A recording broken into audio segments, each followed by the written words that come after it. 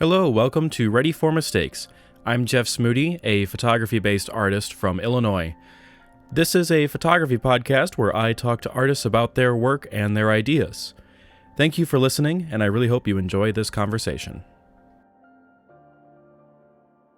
Hello, good morning, good afternoon, good evening. You know what's going on. Welcome to another episode of Ready for Mistakes. I really hope you guys got a good chance to listen to my conversation with Bailey Quinlan on the last episode. She is a wonderful human being making some very interesting work, and I was really excited to be able to talk to her and catch up with her after meeting her at the Chico Review. Now, if my voice sounds a little tired, I did roll out of bed not terribly long ago, wanted to just hit the ground running today and get things going. I've got my Blackhawks novelty cup filled up to the brim with water. Tag your friends to remind them to drink water. Today, I have the wonderful privilege to talk to the photographer Nathan Pearce. He is from Southern Illinois. He is an artist that apparently I've been looking at the work of much longer than I've realized, as his work has been shared and put into things that I've been aware of and observing for a while, but then never put two and two together about who this person is.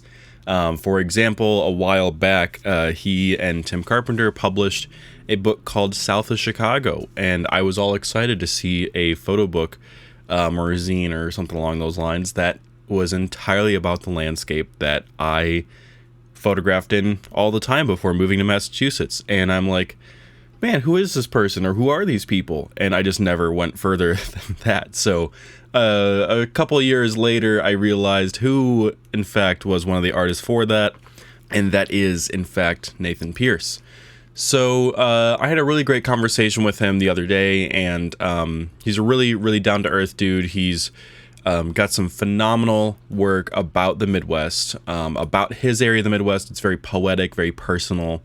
We also talk about some of his experience with publishing and collaboration, which I think is something that, of course, is talked about a lot in photo podcasts. Collaboration is something that I think a lot of photographers don't do a whole lot of because photography is such a solo endeavor, you know? But Nathan is very much in that collaborative mindset, and we talk a little bit about the roots of that and everything. So he's got some really cool experiences with his art making practice.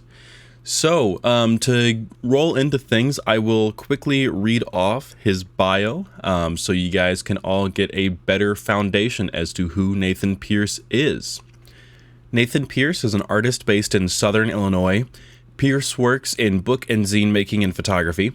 Pearce's publications are held in several artist book and library collections, including those at MoMA, the Met, Museum of Contemporary Photography, and the Center for Creative Photography.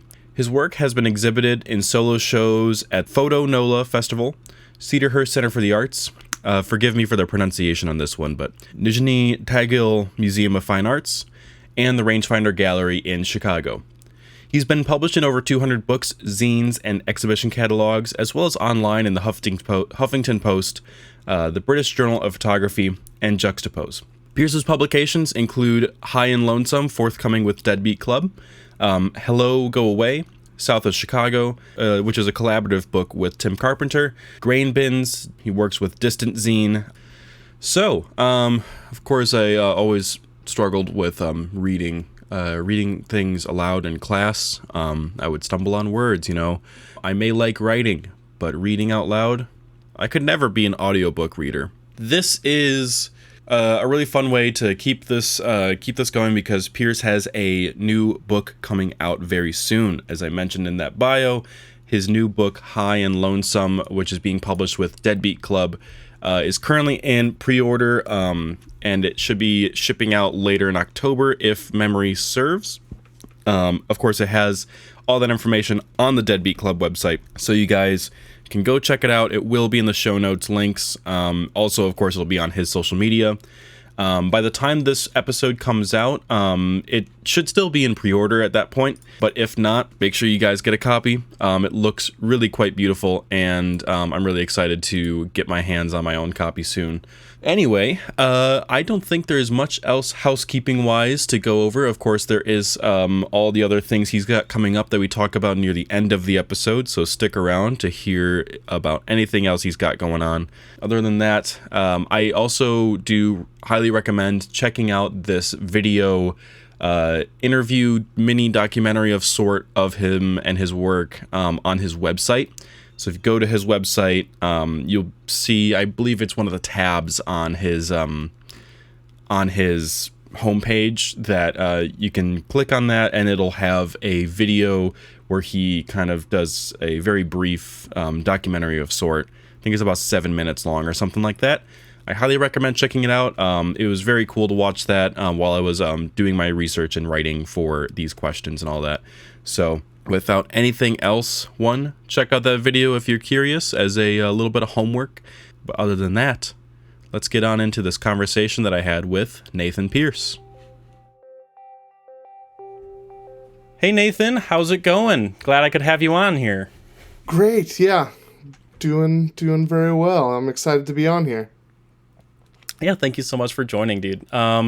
So I kind of want to jump right into the backstory. That's what I've been doing for the past few episodes, and it seems to make the most sense to do that.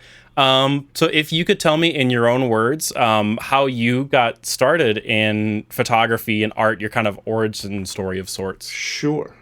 So I guess I started originally in high school. I got really involved in the punk rock and DIY scenes. I'm from a really small town or rural area, but by some miracle there was a small group of like-minded folks putting on shows, and there'd be punk shows on the weekends, and like the whole group, the whole scene must have been less than 50 people, but you'd somehow pull in some touring acts sometimes, and we'd have, shows in the back of a friend's parents' burger place, or like in, VFW halls, or a barn or two, because it is very rural. Shows. Yeah, I definitely threw a barn show at my folks'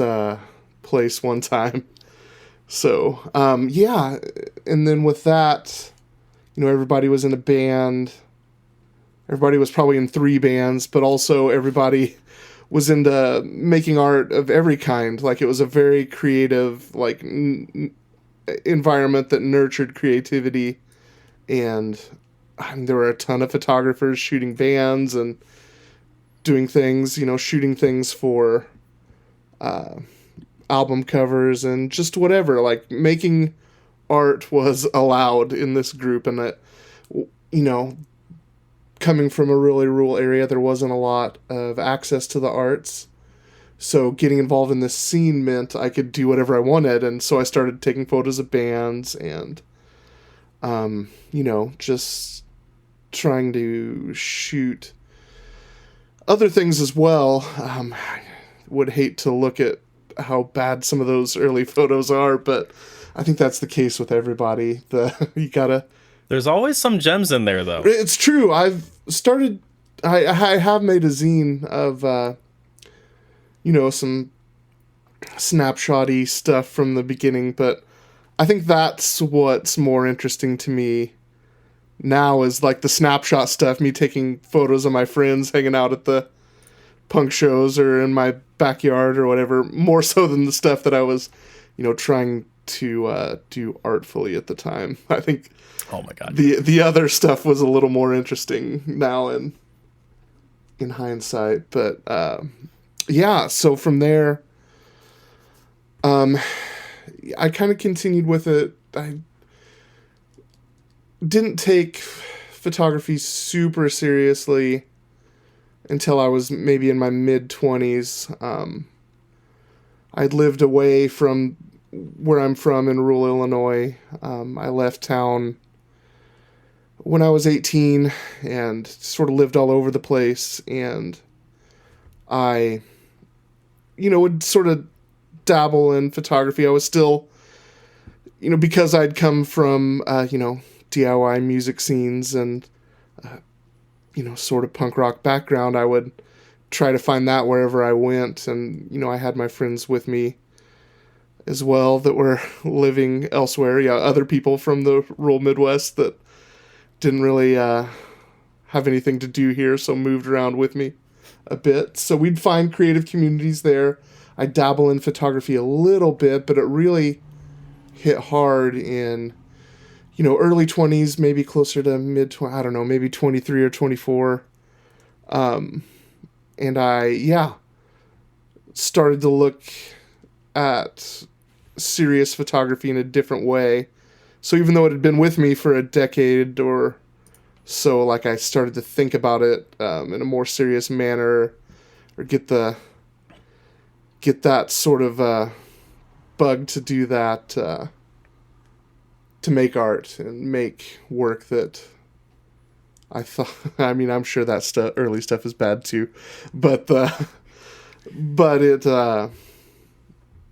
started to become something eventually, and I had a lot of help along the way with some other photographers that I'd found that I can get into that some too, but when I came back here, it would have been 2008, I started to make work about the rural Midwest, and that's when I really found a project that started to make sense to me, like a long-term project that I could sink my teeth into and really get into long-term. So, and that's why we're here. We're this book that I've got coming around really dates all the way back to that time. So, yeah, very cool. Yeah, I've kind of been in more like the middle part of your story in my my own personal life, where I moved away from Illinois and wound up in Massachusetts, and I've been kind of figuring stuff out here, but I still have that kind of yearn to go back to Illinois just to visit, but who knows what's going to happen in the future. Right. Yeah. But yeah, I lived and worked up in Decatur at the Herald and Review. I'm not sure if you ever happened to come across their stories at all. But we the furthest south we would go would be Mattoon area. Right. Sometimes over to Taylorville and all that. And it was always really interesting being up there and seeing a lot of the scenes that a lot of the Illinois photographers kind of are making a lot of photos of the same kind of thing in very different ways. And I think that what's been really cool about what your work has been very poetic with this landscape work. So I'm really curious about since coming back, what has it been making that work around your area? Yeah. So, like I said, when I first came back to the area and I was making work, trying to make serious work, trying to be more thoughtful about it, and I started to see these things come together in the work. That's still the way I work, is I shoot a lot and then try to see what rises to the top. I just have to force myself to make the work and then see what comes up. And I definitely started to see these, these certain things coming through, these threads. I've said that that I thought that there was this eerie stillness to the land, and these photos that I was making in black and white, which I think helped. But I would find this stillness in the work that I didn't really think about, or I didn't consider or realize it was there before I had left and come back. And I'm still sort of chasing that today, but I think that I want to make this work and all of my work just sort of as simply as possible about my experience in the rural Midwest, and especially this, very southern part of it. I'm sort of in a place where the South meets the Midwest, kind of right in the Yeah. middle, and yeah, Not quite Cairo, but right, yeah, they're a little different down there. right. That is the tip. That is the end of Illinois. Not contrary to popular belief, it is not Cairo, Illinois. Right. Get Cairo. it right. It's Cairo. Also, it's not Athens. It's Athens. Come on, people. Yeah. So we're a little weird with our name pronunciation. And I'm in Massachusetts, and they don't even know how to pronounce their own town names out here. Right. I've had some experience with that as well. Being I lived in New Haven, Connecticut. Yeah, it took me a long time to get used to the New England pronunciations for sure. Anyway, so I mean, like, I guess that kind of brings up something really interesting about like what your work has really brought in over the years, is that I've personally always seen that there's this kind of duality that we kind of touched on earlier about, you know, people kind of want to leave the Midwest, but there's always kind of something that kind of brings them back sometimes. Yeah. And you mentioned that in that video documentary about your work, that everyone wanted to leave town, and then you know, since you came back and people were leaving and all that things started to look a little bit different. Is that kind of something related to that stillness that you may have been seeing as well? Yeah, people get bored, they want to leave. I will say it's not for everyone, but I think it is for some people. The stillness, this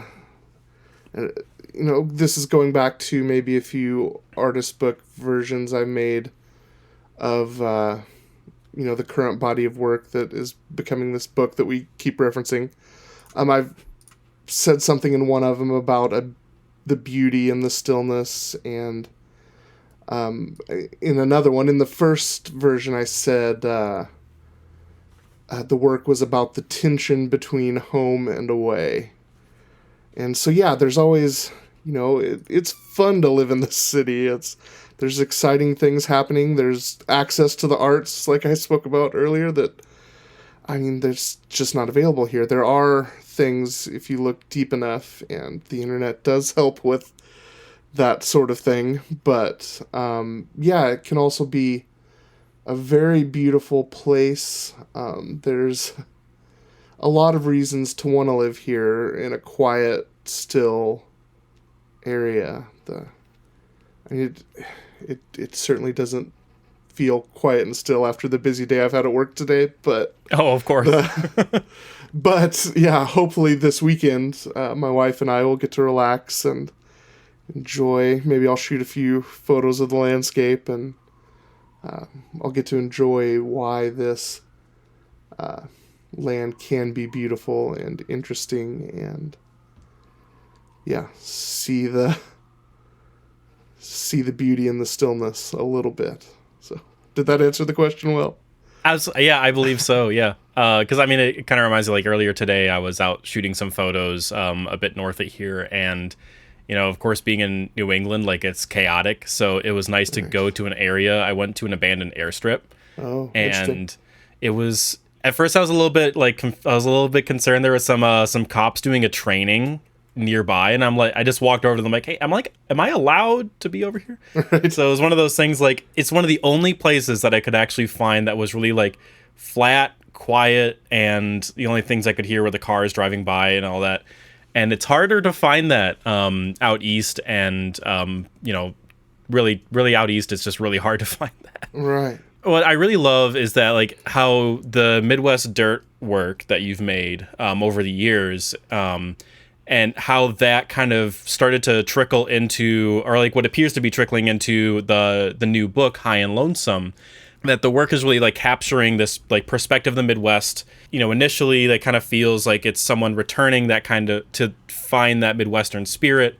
It gradually kind of started to become, of course, more mature, as one would expect. A lot of the images are really reminding me, mostly the landscape images are reminding me of work like Rondell McKinney and Frank Bilke, who are, of course, like, those powerhouses of the 70s and 80s black and white middle America photographers. Sure. Were you ever thinking about the works of artists like them while you were out, kind of when you were starting to really get your footing on making this work? Yes, it's interesting that you bring that up because I've actually within the last maybe 2 years, year and a half, somewhere around there, I've been trying to make more of an effort to collect the works of Midwestern photographers in photo books specifically. I do buy quite a few photo books. Yeah. It's my wife would say it is a problem, but there's there's storage issues. But I specifically want to find work about the rural Midwest, rural America, the northern parts of the rural South, just anything from this area that I can, that I can, take a look at and just have that collection, because I don't know that it's being collected in that way in other places. So for many reasons, some being that I want to look at it and be inspired by it, and then also because I want to share it with other people. There's a great book, and I'll have to, the name is escaping me at the moment, but there was an Aperture book from the 80s that collected Midwestern photography, that I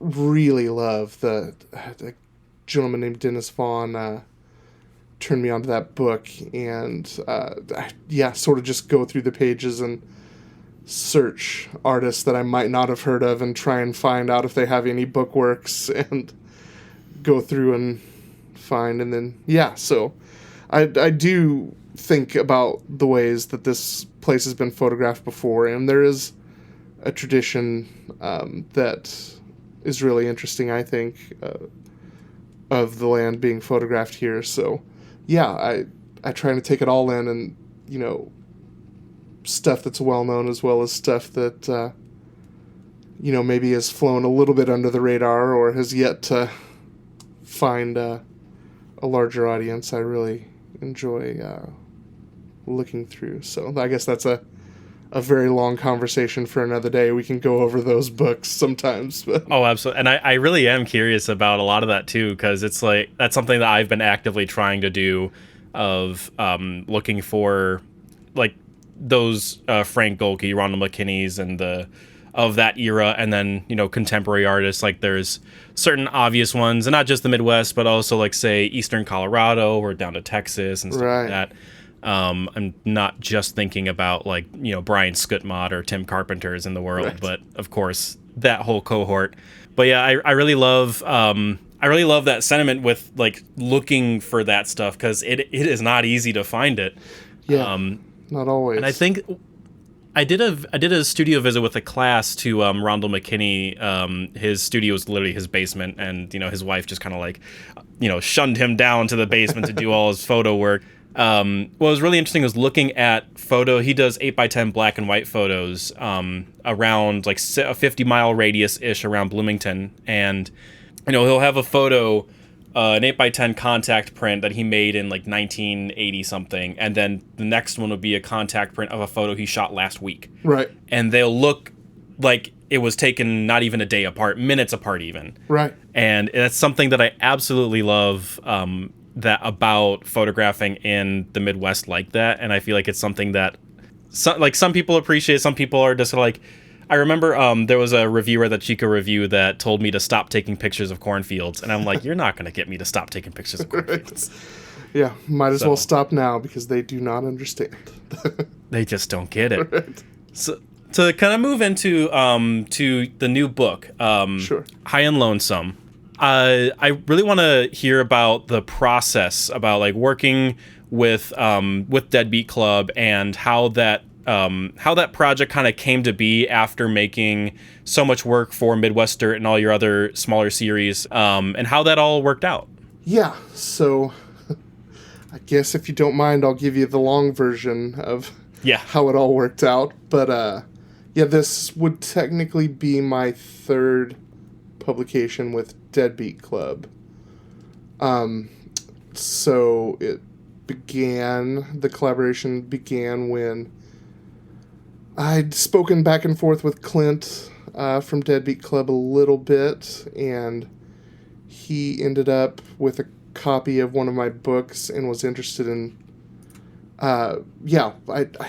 we maybe traded some publications, and I sent him a copy of maybe one of the Midwest Dirt artist book versions, and he told me that he was going to do this new thing called these deadbeat periodicals, maybe, or supplemental or something of that nature. And so we did a little zine together. I was the first one in a series that he did of those. And it was called Tank Batteries, which I've made like 5 or 6 versions of this, book and zine about these tank batteries that I photograph over and over again in the area.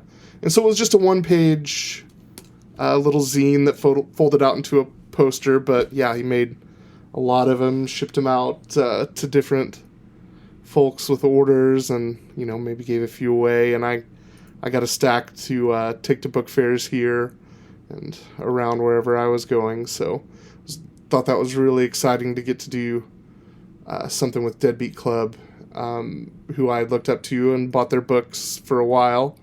So after that, very shortly after, we talked about doing something with Tim Carpenter.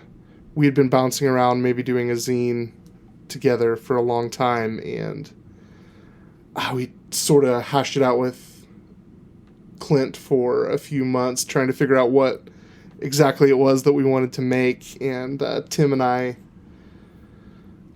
compared bodies of work, tried to find what would fit together, and we ended up finding this thread of trains in we had 2 separate bodies of work that were very different from each other and shot differently. He works with medium format and up, I guess. Medium and large format cameras. I work with small cameras generally. 35 millimeter or sometimes digital, sometimes film. Small cameras for the most part. And so we found this work that fit together. I had started making work on a train trip that I took with my grandma. We went out from Effingham, Illinois, up to Chicago, and then from Chicago out to Seattle. And I photographed out the train window the whole way. And that sort of became the basis for some of my work in a book that became Still Feel Gone, it was called. So that was the second. Tim and I came out with a book with Deadbeat Club called Still Feel Gone. And that was, you'll have to forgive me, maybe 2018, 2019, somewhere in there, we made this book together. And it's now, it's sold out of print. And Clint and I had been talking for a few years, trying to find a fit for what would come next for him to publish of mine. And I was excited that he was willing to do another book with me. But I was pushing other stuff. I've made a large body of work with landscapes around here, shot on a Holga camera. So all medium format toy camera stuff that I get that work back out and then shoot a little bit more and wrestle with it for a while and then put it back in the archive every now and then. And we had talked about doing that work for a while, and it just didn't seem like it was quite ready in the end. So Clint had been trying to talk me into maybe getting this work out that has went by a few names. I did, Midwest Dirt was the first artist book, and that did a couple versions of that as an artist book, and dozens of zines had this work in it, because that's kind of the way I work, making small books and zines, trying to experiment with the pictures I have. But he thought we should finally make, the hardcover, I don't know if you want to call it a monograph, or make the large photo book that contained all of that work. And that's what has become High and Lonesome. It's the work I've been making for, I don't know, maybe almost 15 years now, in the rural Midwest. Finally sort of, I guess, being, I don't want to say done with it, but maybe I'm finally to a point. I mean, I am making new work now that I'm very happy with, and I think maybe, this book is the stopping point for that work finally. I couldn't be happier with how it's come out and how I really got to share the vision that I've had all along for this work to live. So Yeah, that's very cool. I mean, I was really interested in how I've looking at the previews of the photos on the Deadbeat Club website, that I recognized a few from the Midwest Dirt gallery on your website, and kind of got to that point of how photos kind of live in different bodies of work for like that experimentation purposes, which definitely.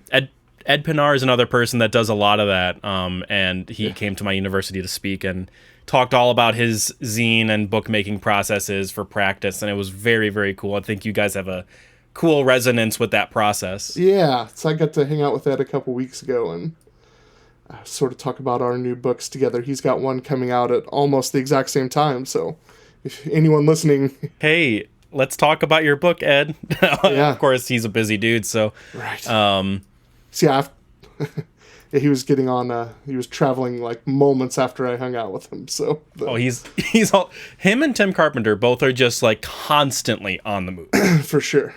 So I still haven't got to see Ed's new book, but I did get to see I got the mini zine version of it. So if anyone sees Ed out in the wild, there is a mini zine version of this book that you may or may not be able to get your hands on. So yeah, we just got to look through like his first dummy of it at my school. Oh, cool. He brought a lot of his little like handmade dummies. Yeah. But anyway, enough about Ed. Ed's great. Well, we can talk about him all day. I think he's an absolutely brilliant man. Yeah. Absolutely. It was awesome. Yeah. So in that process that you were working with Deadbeat Club originally and making the kind of making the train series and all that, was that actually around the time that you and Tim were working on the South of Chicago work? South of Chicago came a little bit later. So during the 2020 and on, Tim and I, we'd been talking about maybe doing another book, but then, the early days of the lockdown came, and we made quite a bit of work together. We had sort of a small publishing venture sprout up during that time. We made the book South of Chicago, which, is sort of a sequel to Still Feel Gone, the Deadbeat Club book, or just, if you want to think of it as just another collaboration, that's fine too. I don't know what sequel really means for books, but these type of photo books anyway. But we came out with that book, and my work in it at least, and I believe a good deal of his was made sort of during the pandemic. I would shoot from my car window.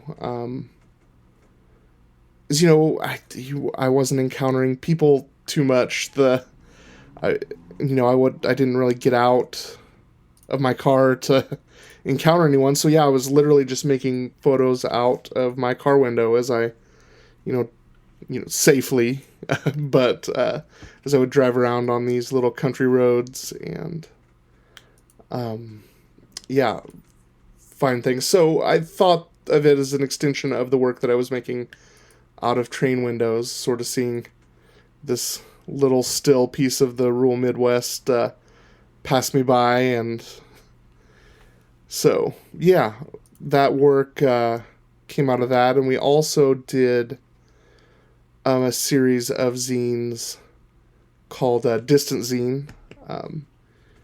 Tim's. Oh yeah, I didn't know that was you guys. Yeah, that was us. So yeah, Tim and I were we called ourselves the proprietors of that establishment, and so we would gather different photographers and try to get them to collaborate in a time where, some people were feeling a bit lonely. So we, tried to group people together, get them to collaborate with each other, and put out these, collaborative works in zines together. So we did 8 in total.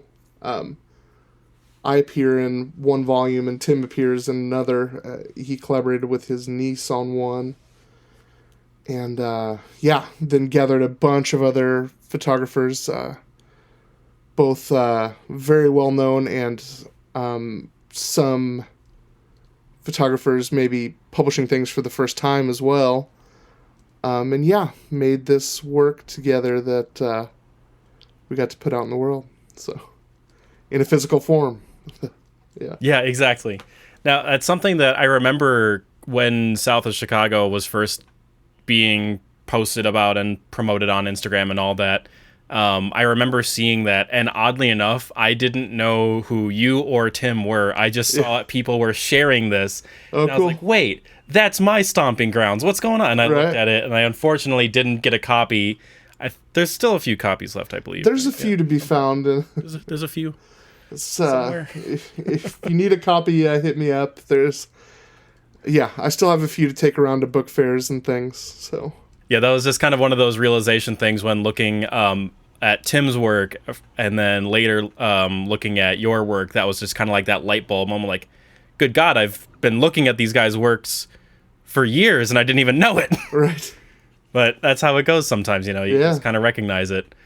So kind of like with working with the collaborative nature of a lot of this stuff, I really I like that whole process that you were describing with like finding not only the more established artists to the smaller artists and all that.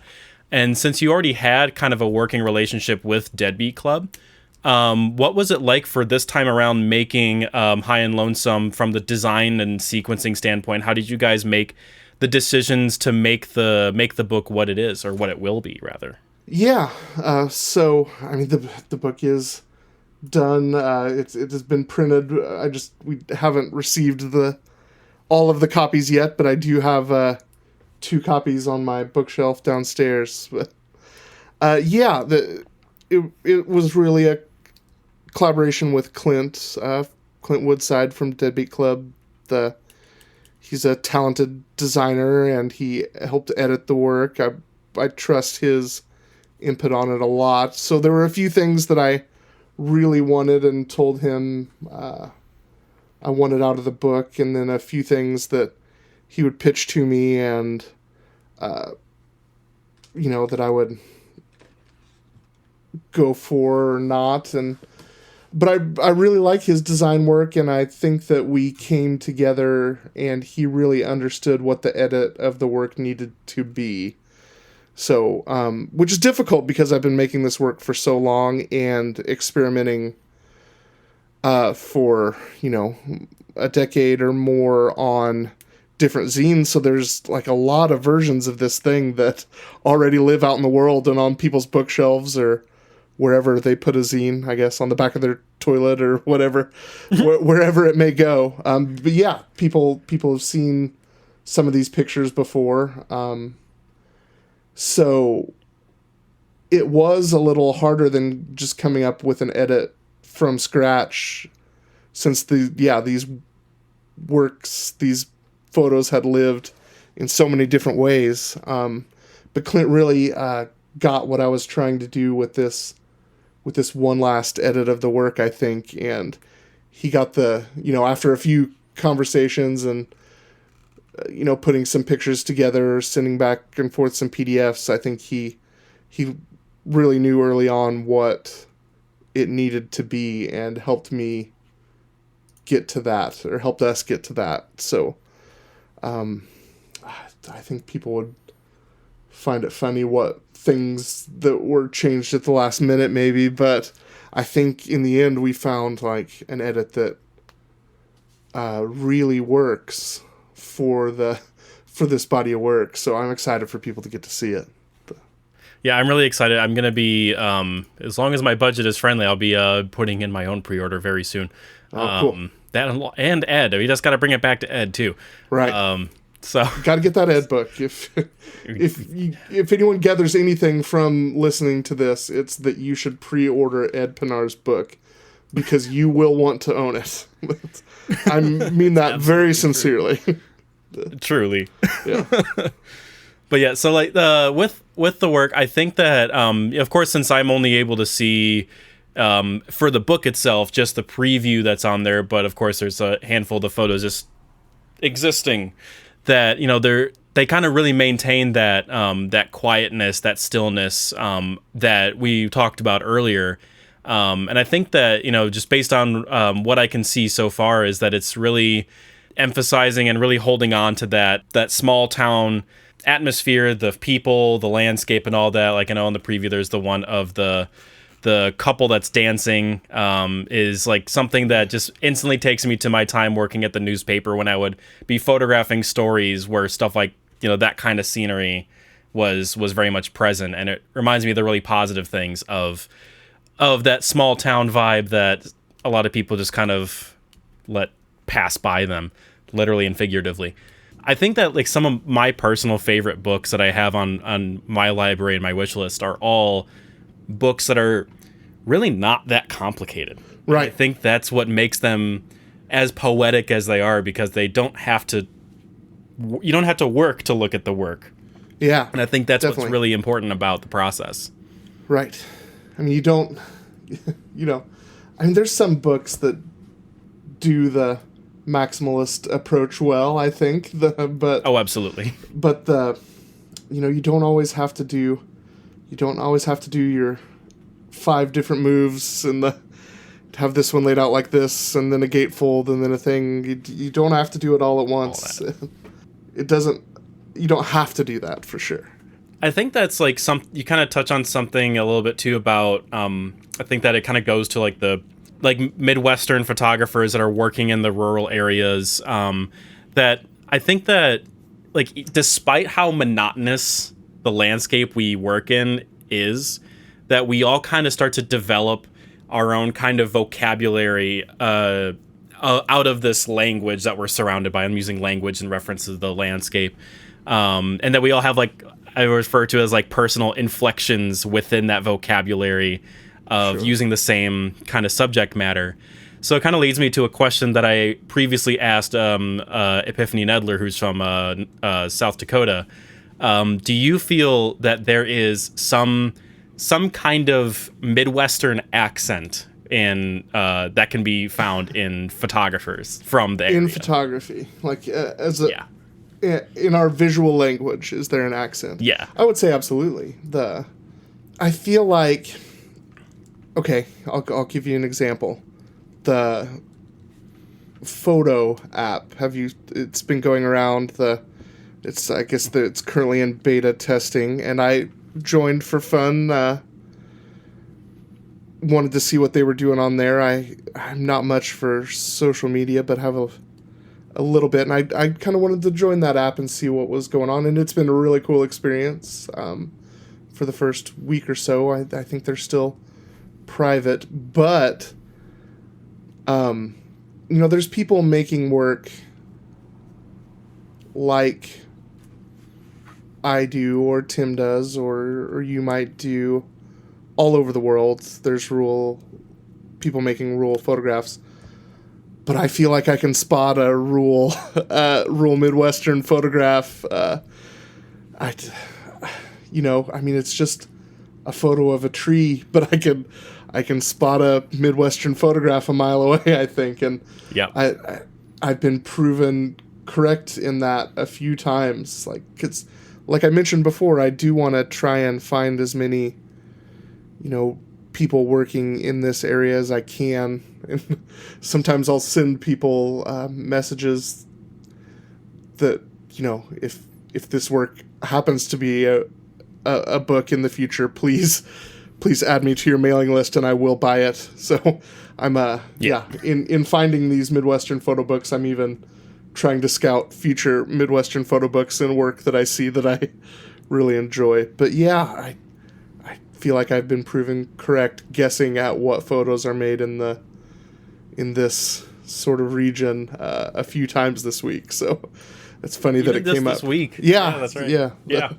Yeah, I feel like I've kind of come across a little bit of that here and there. I mean, one of the times that I realized that was looking at like Frank Dolke's work, bringing it back to him, because one of my coworkers at my day job studied with Frank. I forget what year, but when Frank used to teach at Mass Art, which was just kind of one of those like, holy crap kind of moments. Like, this guy's in the same kind of cohort as a retired professor from my undergrad. Right. But I think that, when I first saw Tim Carpenter's work, I mean, just bringing it back to him again, is that I didn't know that he was from Monticello, Illinois.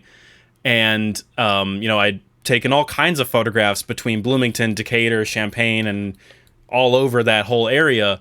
And I'm like, this looks quite a lot like where I would take a lot of photographs. And that was just kind of like, it was his episode of photo work with Sasha Wolf that made me realize, holy crap, this guy is literally from my stomping grounds. No wonder I recognized it. Right. Because you literally recognized some of it, possibly. I sometimes wonder if we photographed some of the same cornfields. Yeah, it's very possible.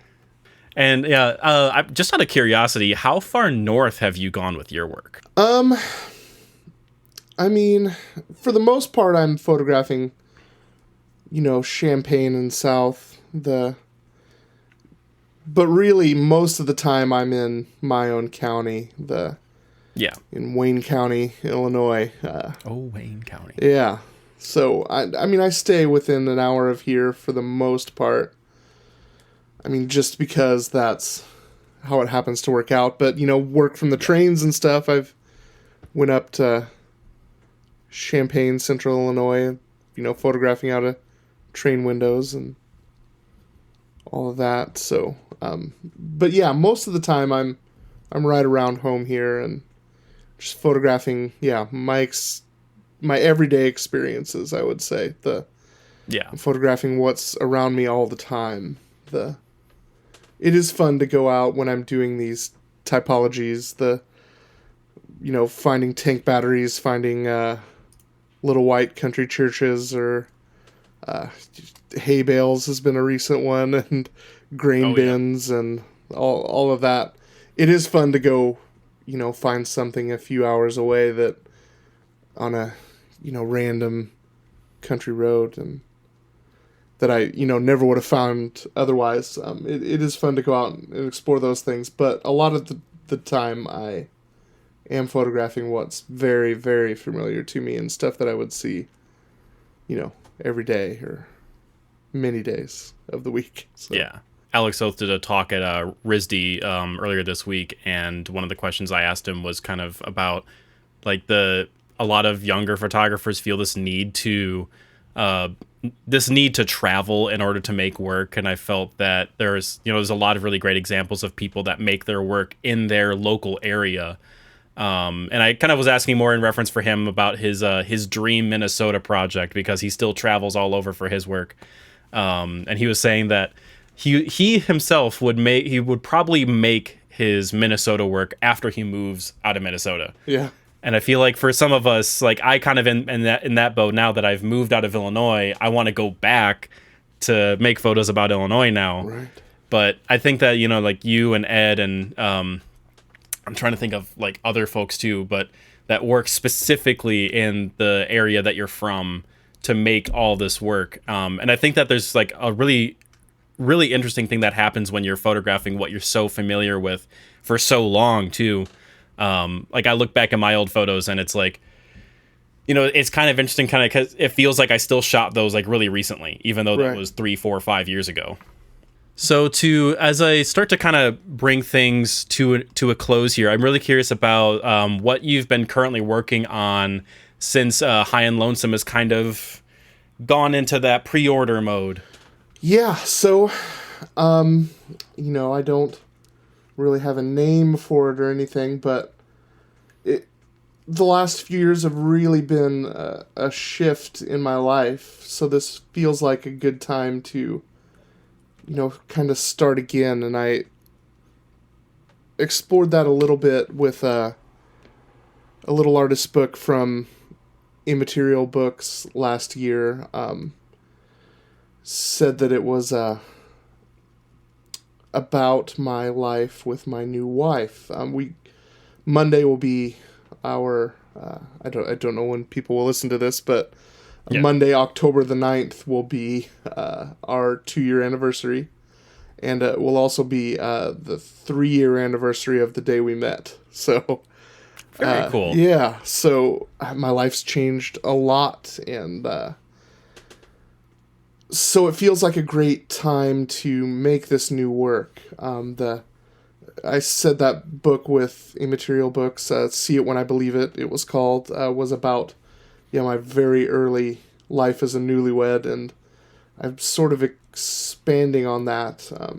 I've told you on here a few times that, told the listeners, I guess, that my work is just about my experience in this area in the rural Midwest, in Fairfield, Illinois, Wayne County. But my experience has, changed a lot in the last few years, because of many reasons, getting married, global events. There's been a pandemic. I don't know if you've heard about that, but that was a big thing.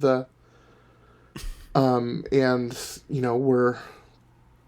we're buying a house this week. We are,